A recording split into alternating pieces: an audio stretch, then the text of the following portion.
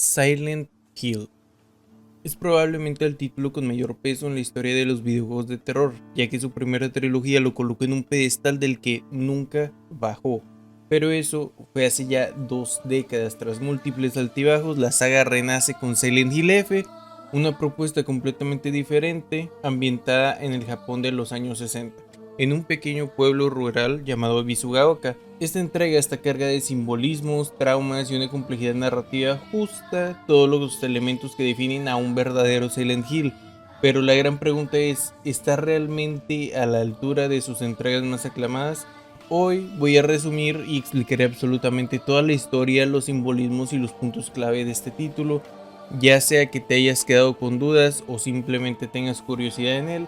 Así que, sin más dilación, empecemos. Nuestra protagonista es Hinako Shimizu, una estudiante de secundaria que vive en Ebisugaoka, un pueblo marcado por costumbres rígidas y profundamente conservadoras. El juego abre con una escena de Hinako en su niñez, hablando con una muñeca diciéndole que no las necesita, que no le importan sus estúpidos juegos. Entonces aparece su hermana mayor, Junko, preguntándole por qué no juega con sus amigos. Hinako responde que no la dejan porque prefiere pasar tiempo con niños en lugar de niñas, algo considerado inaceptable por la sociedad del pueblo. Esta primera interacción ya nos muestra cómo Hinako sufrió desde pequeña por no encajar en las normas sociales impuestas a las mujeres. Sin embargo, Junko calma a su hermana ofreciéndole a jugar con ella, lo que la hace feliz. La cámara cambia y pasamos a la adolescencia de Hinako sentada sola en una banca. Junko vuelve a aparecer, esta vez en una conversación más íntima donde Hinako le agradece por siempre cuidar de ella. La escena, a pesar del abrazo y del regalo que Hinako le coloca en el kimono, se siente vulnerable y en parte triste. Así comienza oficialmente la historia de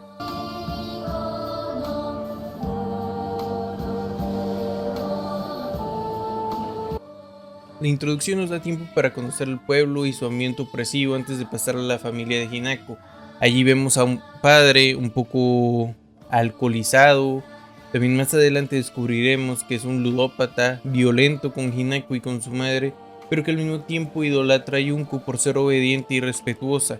Se nos muestra una foto familiar donde Junko viste un shiromuku, el kimono nupcial tradicional japonés que simboliza pureza, inocencia y un nuevo comienzo, especialmente dentro de ceremonias hinduistas, religión ligada a la adoración de deidades y ancestros. Curiosamente, Junko aparece en la foto más distante de sus padres y de Hinako, a pesar de que es el centro de la celebración. El padre no tarda en exigirle a Hinako que sea más como Junko, pero ella, cansada de la situación, decide salir de casa para reunirse con sus amigos, aunque duda en dejar sola a su madre con su padre en ese estado tan alterado. En su camino, Hinako se encuentra primero con Sakuko, una amiga cercana. Más adelante, en una banca, se topa con Shu, su mejor amigo de la infancia, quien la trata como a un compa. La conversación entre ambos es incómoda hasta que Shu le entrega una caja diciendo poco más. Es entonces cuando aparece Rinko, la última del grupo, quien muestra de inmediato celos al ver a Hinako con Shu, dejando claros sus intensos sentimientos hacia él. El ambiente se torna tenso y es en ese momento cuando aparece la mítica niebla de Silent Hill. Todo se distorsiona, la conversación se ensordece y de pronto Sakuko acusa a Hinako de ser una traidora, solo para ser asesinada brutalmente por unas flores que brotan de su cuerpo. Estas flores son las licorice rojas, muy conocidas en Japón por retratar la muerte. Un monstruo surge de la niebla y persigue a Hinako, quien apenas logra escapar. Al revisar la caja de Shu, descubre que contiene analgésicos naturales, supuestamente para tratar dolores de cabeza que sufre cuando aprieta los dientes al enojarse. Esto es especulación de Shu. En este punto, Hinako enfrenta a sus primeros enemigos, aunque sus significados más profundos y sus simbolismos los mencionaré más tarde. Tras avanzar y volver al lugar donde comenzó todo, encuentra a Sakuko muerta con unas flores creciendo en su cuerpo. Devastada, carga con ella hasta la tienda de dulces donde solían pasar el tiempo juntas. La rabia y la tristeza la consumen, así enfureciéndose contra los monstruos del pueblo hasta que finalmente se agota y pierde el conocimiento. Hinako despierta en el otro mundo donde una voz la invita a descansar. Frente a ella se encuentra un altar vinculado a ceremonias de bodas sintoístas donde normalmente las ofrendas sellan la unión de los novios. pero en este caso el ritual representa un sacrificio más personal. Al resolver el acertijo del altar, la zona comienza a causarle daño hasta que finalmente logra forzar una puerta. En ese momento aparece un hombre enmascarado que le pide que se calme y la llama por su nombre, dejando dudas sobre quién es y cómo la conoce, pero al final termina guiándola en este extraño mundo. Lo único relevante que le proporciona es un kaiken, una daga ceremonial que las mujeres recibían al casarse y que simbólicamente servía para defender el honor de su familia o de sí mismas. Hinako continúa avanzando hasta cruzar otra puerta que el hombre menciona como especial, señalando que no todos son bienvenidos. Claramente esto es otro guiño a las ceremonias nupciales, ya que solo ella puede atravesarla, solo a ella se le permitió atravesarla. Mientras escucha ruidos y siente presencias detrás de ella, se apresura a cerrar la puerta, pero algo la empuja, dejándola nuevamente inconsciente y transportándola de vuelta al mundo normal. Despertamos en el regazo de Shu, quien está sorprendido de que Hinako siga viva, aunque esta felicidad dura poco cuando le mencionamos que Sakuko está muerta. Shu nos hace saber que, aunque no quede un alma ni nadie más en el pueblo, está feliz de que su compa esté vivo. Hinako pregunta por Rinko, ya que anteriormente creyó que Shu y ella estaban juntos, pero parece que se separaron. Curiosamente, Shu no parece preocuparse en lo absoluto por Rinko, no muestra ninguna reacción al darse cuenta de que está perdida. Insistimos y nos dirigimos a la casa de Rinko, pensando que probablemente se habrá ido allí. En el camino nos topamos con algunos monstruos y conversamos con Shu, recordando viejos tiempos en los campos de arroz. Durante esta caminata, Hinako se abre sobre su forma de ser, confesando que ya no llora, como si estuviera tan acostumbrada al dolor y al abuso en su vida que las emociones le resultaran insensibles. Shu la alienta, asegurando que él está ahí para ella, pero al girarnos, Shu ha desaparecido. Ahora estamos solos en los mismos campos de arroz, pero la niebla es más densa. Allí resolvemos nuevos acertijos y nos enfrentamos a enemigos muy similares a las marionetas de antes, aunque esta vez visten como nuestros amigos. Tras descifrar el acertijo, finalmente llegamos a la casa de Rinko, donde la encontramos sana y salva, contenta de ver a Shu. Sin embargo, pues al ver a Hinako no tiene el mismo recibimiento que él, entonces se vuelve más fría y distante hacia Hinako, mostrando un comportamiento más celoso y posesivo. Entramos a la casa y discutimos un plan de acción: salir del pueblo. La única salida, un puente, está completamente destruido, dejándonos con una sola alternativa: la autopista que pasa por la montaña justo por donde vive Shu. Antes de irnos necesitamos vendajes y provisiones, por lo que bajamos con Rinko por las escaleras. Allí nos topamos con la misma muñeca del inicio, la muñeca de la infancia de Hinako, con un mensaje críptico que dice: aguas con Rinko, o sea, sí, con la puta simple mierda. Poco después, Rinko nos empuja por las escaleras, dejándonos inconscientes de nuevo. Volvemos a despertar en el otro mundo, donde vemos al hombre enmascarado al otro lado, así que nos apresuramos a buscar la manera de alcanzarlo. Justo cuando estamos a punto de lograrlo, escuchamos a alguien llorando en un puente. Al acercarnos, descubrimos que es Sakuko, ahora en su forma de monstruo y vestida con un atuendo de sacerdotista Miko, de acuerdo a la ocupación de su familia, que se dedicaban básicamente a eso. Sakuko nos dice que sabe que en realidad no queremos estar allí y que por eso nos va a liberar. Nos enfrentamos a ella en combate y en el último momento el hombre enmascarado interviene de manera extraña, haciendo que Sakuko desaparezca, pero no le damos importancia y continuamos nuestro camino. Más adelante llegamos a otro punto donde el hombre nos hace beber agua que Hinako percibe como lava, o sea, la ve como lava. Este acto es otro ritual de purificación que se utiliza antes de entrar a un santuario, que consiste en lavarse la boca y las manos para limpiar el cuerpo y el espíritu. El hecho de que se transforme en lava simboliza lo doloroso y destructivo que pueden volverse estos rituales tradicionales, cuando también sirven como herramientas de opresión, convirtiendo un acto sagrado en sufrimiento. Para este punto ya ni me voy a preocupar en explicar cuándo es el otro mundo y cuándo volvemos al normal, ya que pues, es muy evidente. Básicamente cada que se noquea o pierde la conciencia de Hinako es que vamos al otro mundo o regresamos al mundo normal. Entonces volvemos a ver que Shu viene por nosotros para ver cómo estamos, después de que la simp de Rinko nos empujara y todavía nos echa en cara que somos estúpidas y nos tropezamos en las escaleras. A partir de aquí se convierte en la vieja más inmamable del puto juego fácilmente por mucho, porque en cada interacción durante el camino a casa de Shu no deja de cuestionarnos. Que si Shu nos habla como si fuéramos hombres, que si jugamos juegos demasiado varoniles, que si por eso nunca fuimos novios y así chingue y chingue. Dentro de todas estas quejas la cachamos hablando de algo que sí es más relevante. Hinako en realidad está muerta. Pero antes de revelar más, nuestro compa nos ve, se hace el desentendido y nos guía a través de la secundaria del pueblo, ya que el camino normal a su casa estaba bloqueado por monstruos. Entonces nos toca rodear por toda la secundaria, pero sorpresa, está cerrada. Es lo suficientemente pequeña para saltarla, pero pues es un juego y claramente debe tener algo interesante en la secundaria, entonces entramos a buscar las llaves de la puerta. Mientras tanto, la perra de Rinko dice estar cansada, obviamente de no hacer nada porque no ha aportado absolutamente nada hasta este punto del juego, y se queda descansando en un salón junto a Shu mientras nosotros buscamos las llaves. Salimos y encontramos un montón de origamis y demás pistas sobre el grupo de amigos. A través de esos origamis mayormente se expresa Rinko sobre Hinako, que sí es más bonita que todas, pero actúa como si quisiera ser un chico, que desea que Hinako desaparezca, que la maten o lo que sea con tal de que se vaya de su vida. Además, hay otras cartas de Rinko para Shu donde expresa sus sentimientos, que Hinako ya no va a volver, que se rinda y se quede con ella porque está muerta, pero que la supere, y básicamente todo tipo de cosas querían huir a cualquiera, aunque para ella eran amorosas. Incluso llega al punto de decir que como la muerte de Hinako los puso tristes, lo mejor sería alentarse abrazándose para calmar el dolor hasta que los árboles de Sakura celebren su unión. Una rogadera tremenda que deja claro lo obsesiva que es con Shu. Después de este acertijo nos topamos con Junko en un salón que nos hace preguntas sobre si queremos estar siempre con nuestros amigos a pesar de que en cualquier momento nos pueden traicionar, pero desaparece momentos después. Ya con la llave nos dirigimos de regreso al salón de clases donde dejamos a nuestro compa, pero antes de entrar la perra de Rinko se pone a decirle a Shu: ándale mi vida, si quieres jugamos Guerra Espacial tú y yo.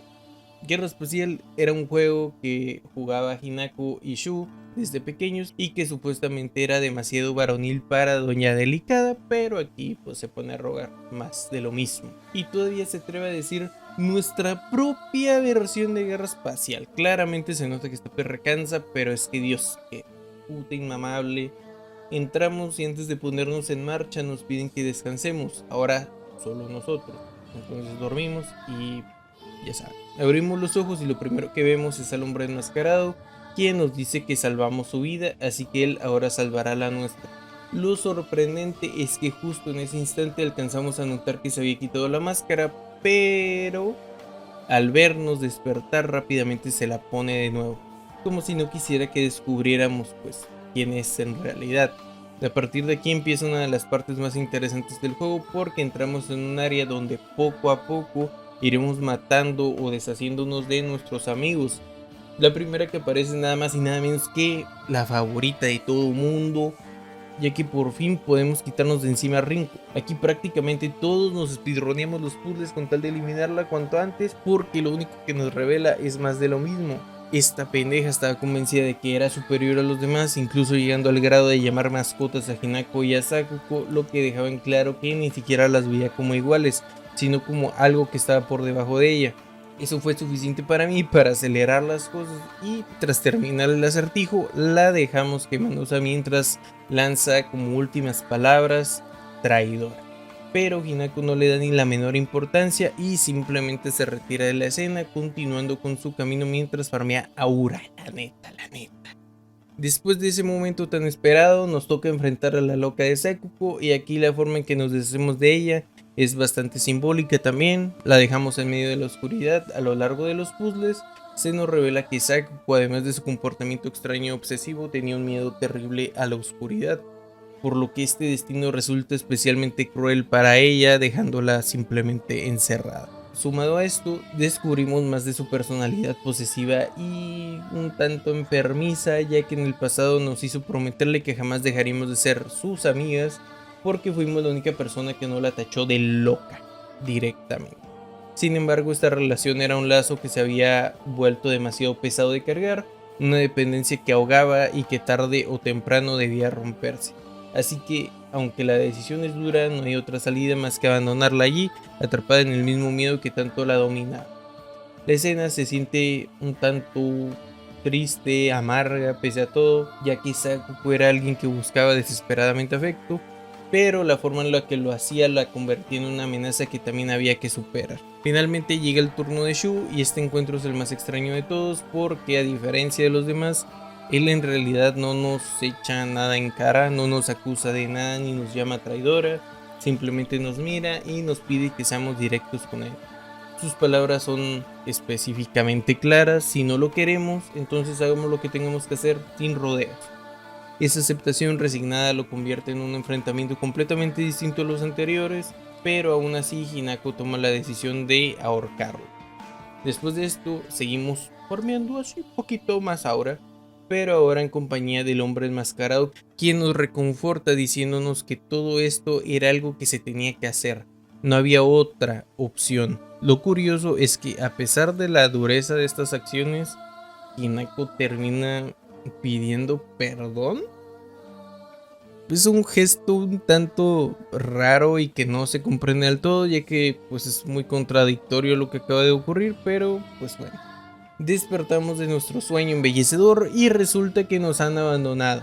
Vemos la puerta a la montaña abierta, pero no hay nadie cerca, no hay tiempo para lamentos, así que hay que seguir avanzando. Pero de inmediato comienzan a seguir los monstruos y en un punto nos persigue de nuevo el monstruo de la niebla, el del inicio. Mientras avanzamos buscamos a nuestros compas siguiendo las notas que nos ha dejado Shu, ya que no conocemos los caminos de la montaña. También encontramos más notas relacionadas con las medicinas que nos da Shu, donde explica que primero nos daba medicina moderna, pero luego, al darse cuenta de que podía generar adicción, las cambia por medicina tradicional.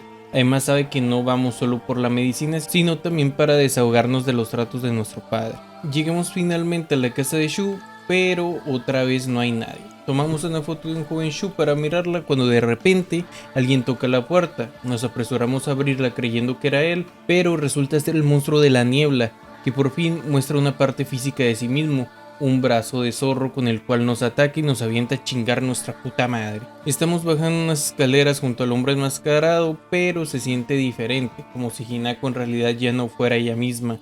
Se nota ida distinta, sin emoción. El hombre enmascarado nos advierte que el camino que nos espera será doloroso, pero Hinako no se inmuta en ningún momento, incluso cuando gira y ve de nuevo su muñeca de la infancia, que deja un mensaje advirtiéndole que huya ya, porque no habrá vuelta atrás. A partir de aquí, el juego retuerce su historia de una forma mucho más abstracta, ya que pasaremos esta vez en el otro mundo por una serie de rituales que acabarán físicamente con Hinako. El primer ritual consiste en amputarle el brazo para sustituirlo por uno de zorro. Al amputárselo se evoca una frase comúnmente asociada al compromiso, la pedida de mano. Pero no solo eso, el brazo representa capacidad y autonomía.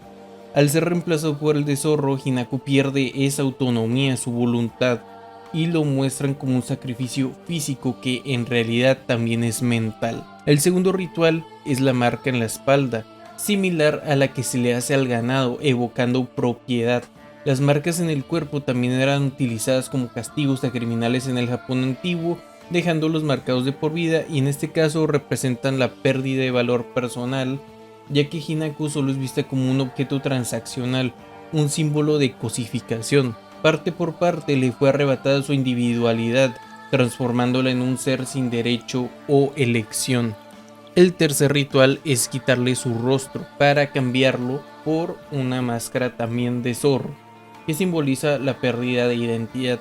Esta máscara representa la cara que las normas sociales le obligan a usar para cumplir su rol más tradicional, y se asocia con bodas misteriosas, pactos familiares y transformaciones.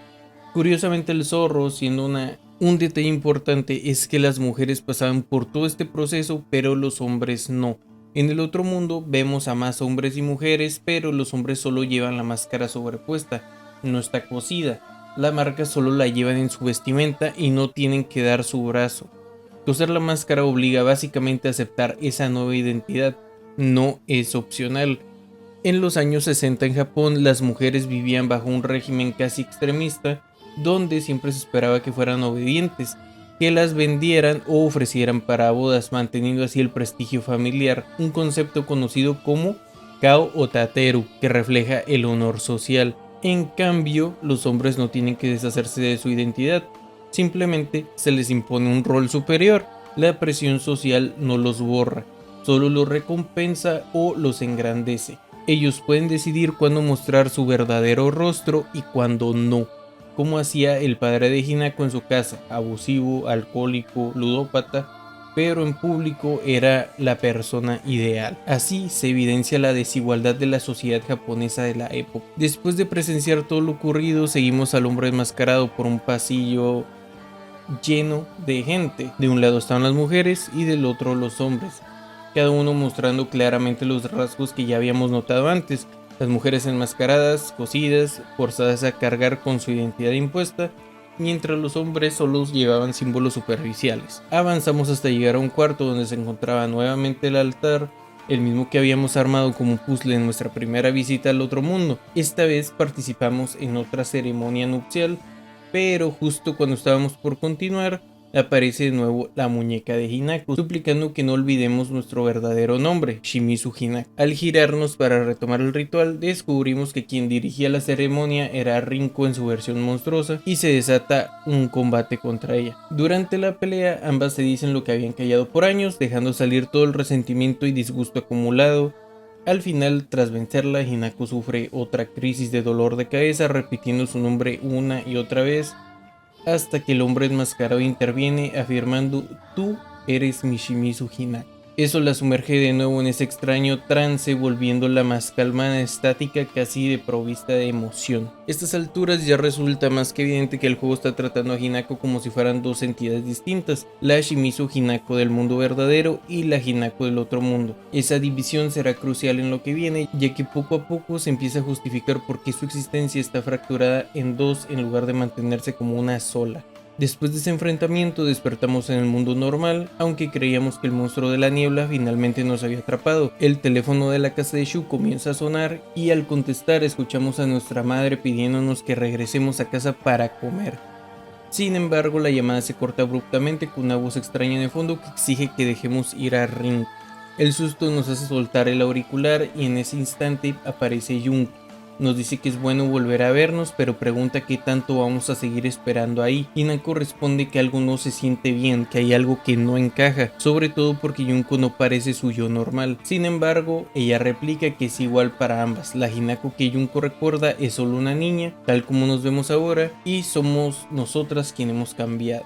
Intentamos profundizar en la conversación, pero Junko nos interrumpe. Afirma que el simple hecho de seguir viva significa que hemos llegado lejos, aunque aún seguimos perdidas. Antes de desaparecer nos advierte con una pista importante: pronto tendremos que elegir nuestro futuro, pero el tiempo para hacerlo se está acabando. Con esa advertencia seguimos nuestro camino de regreso a casa y en medio de la ruta pasamos por un parque donde Hinako en su versión de niña aparece ayudando a un joven que había sido mordido por un zorro.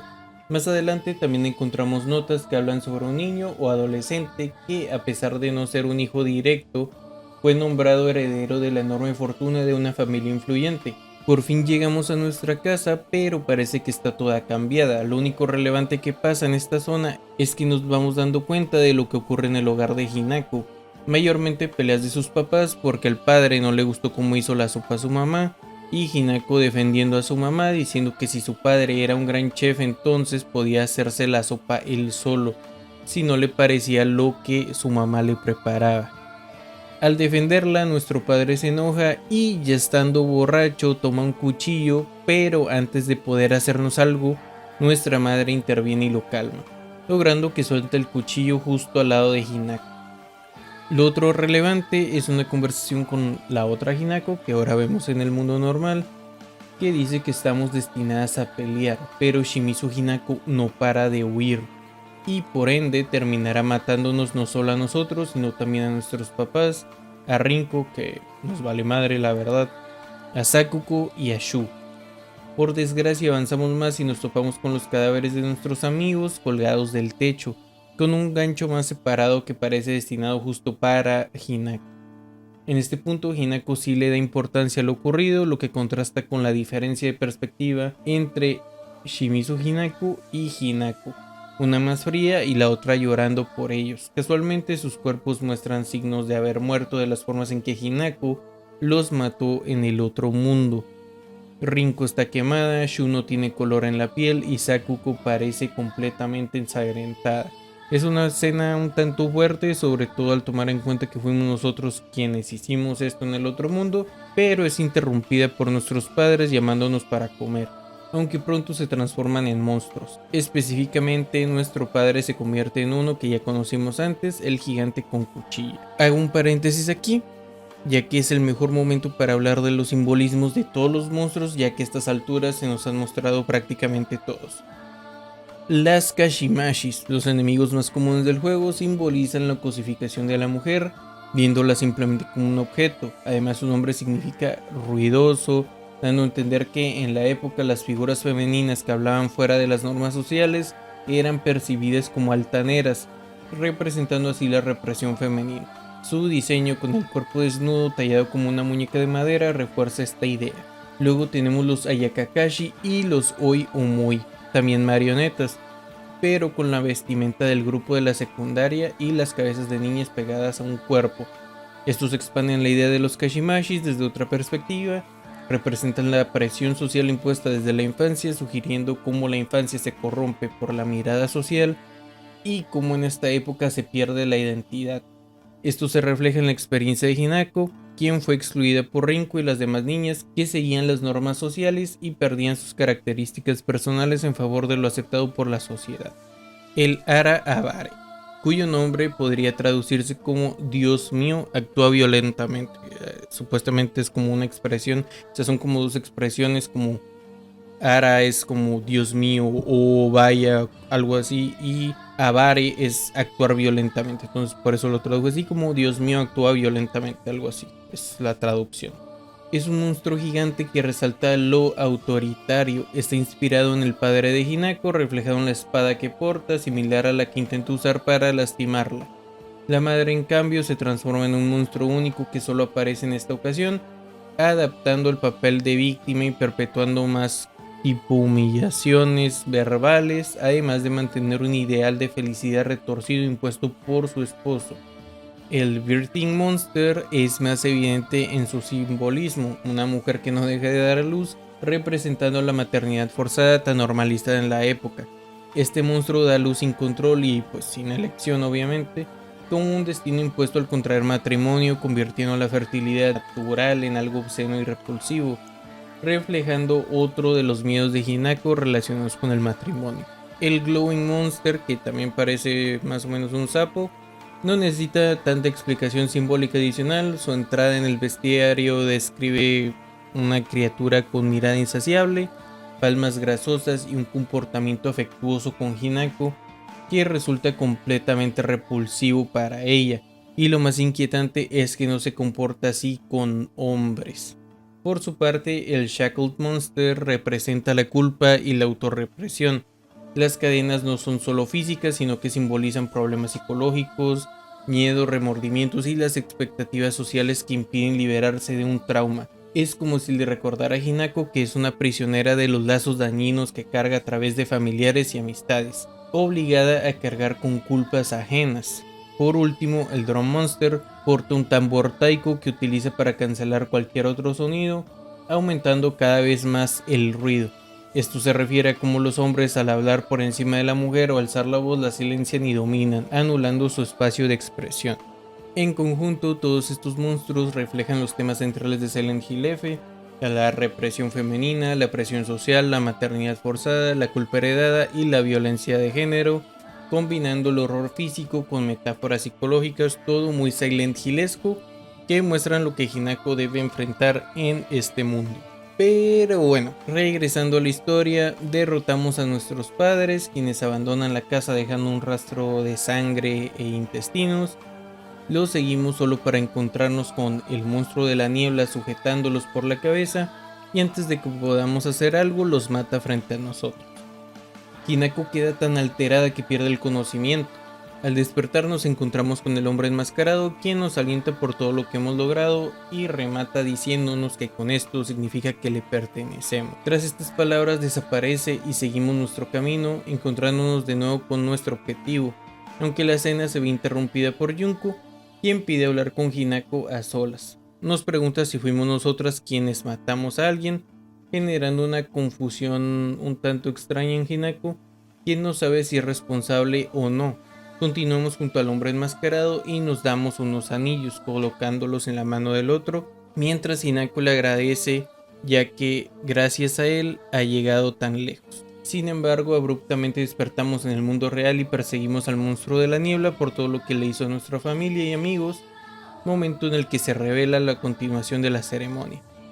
Hinako empieza a transformarse en un monstruo también, lleno de licorice, hasta que termina tomando la apariencia del monstruo de la nieve. Todo este tiempo la culpable fue ella misma, quien mató y se deshizo de su familia. La Hinako monstruo ahora se encuentra en el mundo real, regresando a la casa de sus padres, donde la rechazan y en consecuencia mata a ambos. Así es como llegamos a la recta final, donde la Hinako del mundo normal aparece en el otro mundo y recorre absolutamente todo lo que hemos hecho a lo largo del juego, hasta llegar nuevamente al altar ceremonial, donde encuentra a Junko y logra detener a su hermana para conversar, cuestionando cómo se aferra a la vida. Hinako se altera nuevamente y toma unas pastillas antes de continuar y destruir el altar, lo que da lugar a la confrontación final con la Hinako monstruo. Afortunadamente conseguimos vencerla, pero todavía falta escapar. Hinako entra en un estado de furia, gritando que destruirá todo a su paso y comenzamos una carrera hacia la salida del otro mundo. Durante la huida escuchamos peleas a nuestro alrededor y la voz del hombre enmascarado asegurando que hablará con nosotros, mientras los monstruos que intentan impedir nuestra salida emiten las voces de nuestros amigos ya fallecidos. Entre el caos se escuchan sirenas de policía y finalmente logramos salir del otro mundo. Dando por concluida la historia, tras unos pocos créditos se muestra otra escena. La policía investiga la escena del crimen con varias pistas, incluyendo un tubo de evidencia de asesinato, pero lo más importante son las pastillas, las que nos dio Shu al inicio. Y así, finalmente el juego termina. Explicación. Hinako odia a sus padres debido a que su padre es un alcohólico abusivo y su madre una completa sumisa. En algún momento su padre perdió todo el dinero de la familia en apuestas y para intentar solucionar el problema organizó matrimonios arreglados tanto para Hinako como para Junko con el postor que ofreciera más dinero. Hinako siempre ha sido un poco inconformista y le aterra que la casen sin su consentimiento. Conoce a todos sus amigos desde la infancia. Shu es su mejor amigo y siempre la ha tratado como a uno más, pero en un punto se enamoró de ella, puede ser en secundaria o preparatoria. Tsukako es una chica insegura que le hizo prometer a Hinako que siempre estarían juntas y comenzó a llamarla traidora tras enterarse de su matrimonio arreglado. Rinko no es muy cercana a Hinako y está principalmente ahí porque es amiga de Shu, quien además siente un enamoramiento por él y odia a Hinako por estar tan cerca de él mismo. El hombre enmascarado es Kotoyuki, es el niño que vimos en el flashback con Hinako que lo mordió el zorro. También eso puede medio tener algún tipo de sentido con que como lo mordió el zorro, por eso el hombre enmascarado tenía una máscara de zorro. Entonces es Kotoyuki su nombre. Es el prometido de Hinako y lo conoció cuando ambos eran niños, como ya dije. Él ha estado enamorado de ella desde entonces. Kotoyuki es el hijo ilegítimo de una familia adinerada que se convirtió en heredero después de que murieran todos los demás con un rango superior en su familia.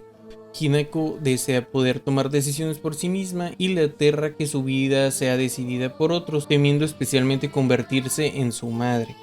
La mayoría de los enemigos representan la cosificación, mostrando el terror de Hinako ante la idea de convertirse en nada más que una muñeca o un títere. La situación se complica porque a pesar de todo Hinako parece sentir un cierto cariño por Kotoyuki y se encuentra dividida entre estar con él y el miedo a perder el control de su vida. Esto se representa en la historia con una división literal de Hinako en dos partes: su yo normal, que representa su deseo de tomar sus propias decisiones, y la versión novia o zorro, que simboliza sus afectos hacia Kotoyuki. Ninguno de los personajes parece preocuparse realmente por lo que Hinako desea para sí misma, con la ligera excepción de Shu, Kotoyuki y dependiendo del final quizás Junko. Todos tratan de influirla para que haga lo que ellos quieren, prestando poca o ninguna atención a cómo ella se siente. El final mostrado en este video es el final normal, todos sacamos este final la primera vez que se termina. Y en este final Hinako sufre alucinaciones provocadas por las pastillas que Shu le ha estado dando desde la secundaria y desata una masacre en probablemente su boda. Se da a entender que ella y Kotoyuki ya están a punto de casarse, según la mención de la policía sobre el vestido de novia que llevaba. Todo el juego ocurre dentro de su mente y al final Hinako fracasa en reconciliar la disonancia mental entre sus deseos contradictorios, lo que provoca su trágico destino. Muchas escenas en el otro mundo, además de ser claramente parte de una ceremonia nupcial, también eran interacciones reales con los personajes. Sakuko diciendo a Hinako que la rescataría porque sabe que no quiere seguir con la boda es una plática claramente estructurada para que Hinako no se case. La pelea con Rinko es más de lo mismo, liberándose de una vez de todos sus pesares y dándole a conocer a Hinako lo que esta boda impuesta le está provocando mentalmente a Shu. Junko diciendo que mataría su verdadera identidad daba a entender que la estaba amenazando de no cancelar o hacer algo negativo en la boda, o le tendría que imponer un castigo que perjudicaría su identidad verdadera. Por eso le pide a la novia Hinako que la mate, que deje todos esos recuerdos y emociones atrás para continuar con su rol social como esposa. La dualidad de Hinako también refleja la lucha interna entre su identidad propia y la presión social japonesa de la época, donde la obediencia y el rol de la mujer eran extremadamente estrictos.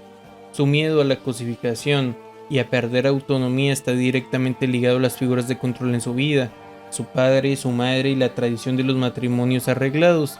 Los enemigos y escenarios del juego no solo representan peligros físicos, sino también sus traumas y conflictos internos, reforzando la idea de que todo el juego se desarrolla dentro de su mente y simplemente son recuerdos de cosas que ya habían pasado en la mente de Hinako al estar minutos antes de casarse. Y así es como acaba el video. Quise no solamente hacer un resumen, sino explicar todos los temas tanto controversiales como que necesitan un tipo de explicación para darle más profundidad al video y no solamente narrar una historia, sino este video hubiera sido muy corto.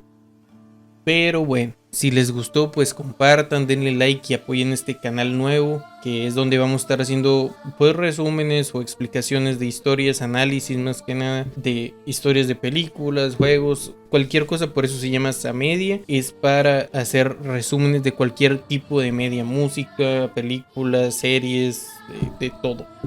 Entonces, si les gustó denle like y suscríbanse, que no cuesta nada y tengo hambre, güey.